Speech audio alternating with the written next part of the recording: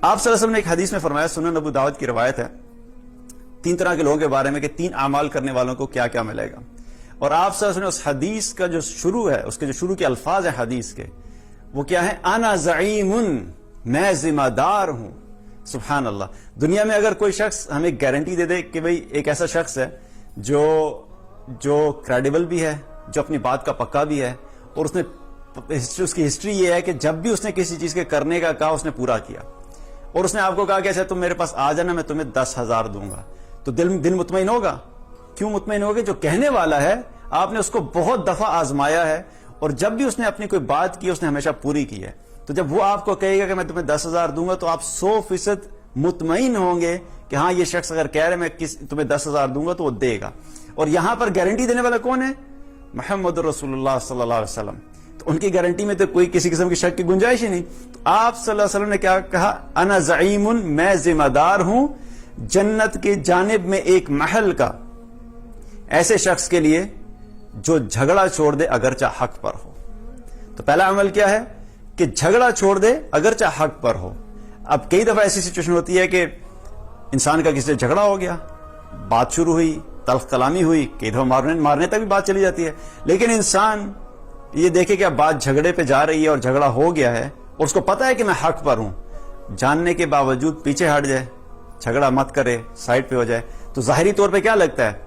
انسان کی انا، انسان کی ایگو ڈسٹرب ہوتی ہے، کیونکہ بہت سے لوگ دیکھ رہے ہوتے ہیں 2 شخص جھگڑ رہے ہیں، دو شخص بحث کر رہے ہیں، تو وہاں پہ دونوں کی انا ہوتی ہے کہ جو ہارے گا، ظاہری بات ہے لوگوں کی نظر میں کیا ہوگا، یار یہ بڑا کمزور انسان ہے. لیکن حق پہ ہونے کے باوجود بھی اللہ کے رسول صلی اللہ علیہ وسلم کیا فرما رہے ہیں کہ اگر کسی شخص نے جھگڑے کو چھوڑ دیا تو میں ضمانت دیتا ہوں، میں ذمہ دار ہوں ایسے شخص کے لیے جنت کی ایک جانب میں محل کا. تو اللہ کے رسول صلی اللہ علیہ وسلم کی ذمہ داری ہے. تو جھگڑے کو چھوڑ دینا یہ پہلا عمل. دوسرا عمل آپ صلی اللہ علیہ وسلم نے کیا فرمایا کہ میں ذمہ دار ہوں جنت میں محل کا، جنت کے وسط میں. میں ذمہ دار ہوں جنت کے وسط میں ایک محل کا، اس شخص کے لیے کہ جو شخص جھوٹ بولنا چھوڑ دے اگرچہ مزاح میں ہی کیوں نہ ہو. جھوٹ چھوڑ دینا، جھوٹ بولنا چھوڑ دینا، اور مزاح میں ہی کیوں نہ ہو.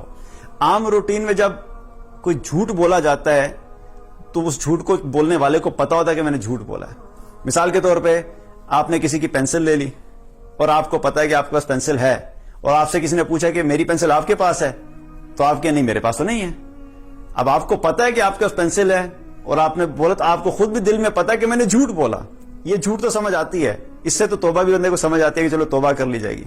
لیکن ایک جھوٹ ہوتا ہے جو مزاح میں جھوٹ، اس جھوٹ کو جھوٹ سمجھا ہی نہیں جاتا، اس کو ہم جھوٹ سمجھتے ہی نہیں ہے، کیونکہ ہم اپنی طرف سے مزاح کر رہے ہوتے ہیں لیکن جھوٹا مزاح کر رہے ہوتے ہیں. اور اس کی بہت بڑی اگزامپل آج کے دور میں کیا ہے؟ April fool. کس اتنے بڑے بڑے جھوٹ بولے جاتے ہیں، لیکن کس نام پہ بولے جاتے ہیں؟ انٹرٹینمنٹ، مزاح ہی تو ہے، تھوڑا انجوائے ہی کر رہے ہیں. اس میں غلط بات کیا ہے؟ تھوڑے سے شغل ملے تو لگا رہے ہیں، اس سے کیا فرق پڑتا ہے؟ یہ کوئی جھوٹ تھوڑا ہی ہے. تو کیا بتا رہے ہیں آپ صلی اللہ علیہ وسلم کہ جنت کے وسط میں اس شخص کو محل کی ذمہ داری آپ صلی اللہ علیہ وسلم دے رہے ہیں جو جھوٹ بولنا چھوڑ دے حتیٰ کہ مزاح میں ہی کیوں نہ ہو. تو ہم نے جھوٹ کو چھوڑنا ہے، اپنی زندگی سے جھوٹ کو نکالنا ہے، تاکہ انشاءاللہ تعالیٰ ہم ان لوگوں میں شامل ہوں کہ جنت کے وسط میں ایک محل ملے. تیسرا عمل جو آپ صلی اللہ علیہ وسلم نے فرمایا، جس پہ آپ صلی اللہ علیہ وسلم نے ذمہ داری لی کہ میں ایسے شخص کے لیے جنت کے اعلیٰ درجات میں گھر کی ذمہ داری لیتا ہوں جو اپنے اخلاق کو اچھا بنا لے. سب سے اعلیٰ درجات میں محل، اپنے اعلیٰ درجات میں گھر کی ذمہ داری لیتا ہوں جو اپنے اخلاق کو اچھا کر لے. اب آپ یہ سوچئے کہ دنیا کے اندر بھی کیا ہوتا ہے کہ جس چیز کی سپلائی زیادہ ہوتی ہے اس کی کیا ویلیو اور قیمت کم ہو جاتی ہے. مثال کے طور پہ جس کنٹری کے اندر آئل ہے نکلتا ہے اور وہ آئل رچ کنٹری ہے، تو وہاں پر پیٹرول کی قیمت کیا ہوتی ہے؟ بہت تھوڑی ہوتی ہے، کیونکہ وہاں پر وافر مقدار میں تیل موجود ہے تو اس کی قیمت کم ہوگی. لیکن جن کنٹریز میں آئل نہیں ہے، پیٹرول نہیں ہے، تو وہاں پر جا کے آپ دیکھیں تو پیٹرول کی قیمت کئی گنا زیادہ ہوتی ہے، کیونکہ وہاں سپلائی کم ہے اور ڈیمانڈ زیادہ ہے. اسی طریقے سے اخلاق کا جب معاملہ آتا ہے، اخلاق کا معاملہ، تو اخلاق ہمارے معاشرے میں بہت کم ہے. نماز پڑھنے والے بھی مل جائیں گے آپ کو، تہجد پڑھنے والے بھی مل جائیں گے آپ کو، ذکر کرنے والے بھی مل جائیں گے آپ کو، لیکن اخلاق سے رہنے والے، آپس میں ایک دوسرے کے ساتھ ہمدردی کرنے والے، آپس میں ایک دوسرے کے جو ایک دوسرے کے اندر کمزوریاں ہیں، ایک دوسرے کے اندر جھگڑے ان کو ایوائڈ کرنے والے، اچھے اخلاق والے لوگ کم ہیں. اسی لیے اچھے اخلاق کی قیمت سب سے زیادہ لگی ہے. تو تو جو چیز کم ہوتی ہے اس کی قیمت بڑھ جاتی ہے. آپ صلی اللہ علیہ وسلم نے کیا فرمایا کہ جنت کے اعلیٰ درجات میں گھر کی ذمہ داری میں لیتا ہوں ایسے شخص کے لیے جو اپنے اخلاق کو اچھا کرے.